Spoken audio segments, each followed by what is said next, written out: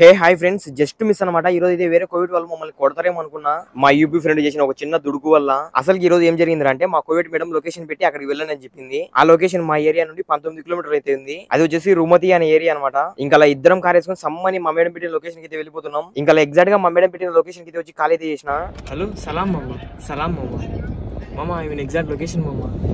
మా మేడం ఉండి house number 14 దగ్గర ఉన్నారా, అక్కడే బయట వెయిట్ చేయండి, నేను కాల్ చేస్తాను అని చెప్పి కాల్ అయితే కట్ చేసింది. చాలా సేపు అయిపోయింది అనమాట. మా మేడం అయితే మాకు రిటర్న్ కాల్ అయితే చేయలే. మేము వచ్చిన ఇంటికి బెల్ కూడా లేదనమాట. బెల్ అన్న కొడదాం అనుకుంటే మా యూపీ ఫ్రెండ్ వచ్చేసి తుత్త రాగదనమాట. పోయి మెయిన్ డోర్ అయితే కొడుతున్నాడు. నువ్వు వెళ్ళి కింద కొట్టుకుని అంటున్నాడు. కింద లైట్ లాంటి ఉన్నాయి, ఎవరైనా ఉంటారు పోయి కొట్టుకుని అన్నాడు. నేను ఏదైతే లేని డోర్ వచ్చి సావగొట్టినా. ఇంకా ఎంతసేపటికి ఏం ఫలితం లేదనేసి నేను డోర్ ఓపెన్ చేసి చూసాను. ఇదంతా కిచెన్. ఫట్టు మనీ డోర్ క్లోజ్ చేసి బయటకి పరిగెత్తుకు వచ్చేసిన. దొరికితే శాపం తోమినట్టు తోముతారనేసి నేను అలా బయటకు వచ్చి ఇది కోవిడ్ లో రాసామని చెప్పిన. ఆయన మా యూపీ ఫ్రెండ్ అయితే వినలేదన్నమాట. ఏం కాదు నేను వెయిట్ చేసి ఎవరో రాని చూద్దాం మాట్లాడదామని అంటున్నాడు. అంతలోనే మా మేడం అయితే ఒక ఫోటో పెట్టి అతని నెంబర్ అయితే పెట్టింది. అతను కాల్ చేస్తే 14 హౌస్ నెంబర్ వెనకలికి అయితే రండి అని చెప్పిండు. అలా నడుచుకుంటూ చూస్తే ఇక్కడైతే ఉంది వాళ్ళ ఆఫీసు. అలా ఇతని దగ్గరకు వచ్చి మా మేడం కాల్ చేసి మళ్ళీ కన్ఫర్మేషన్ అయితే చేసుకున్నా. ఎందుకంటే మా మేడం ఏంటంటే ఇచ్చింది అనమాట, పాస్పోర్ట్లు లైక్ ఇలాంటివన్నీ ఏంటంటే ఇచ్చింది చాలా.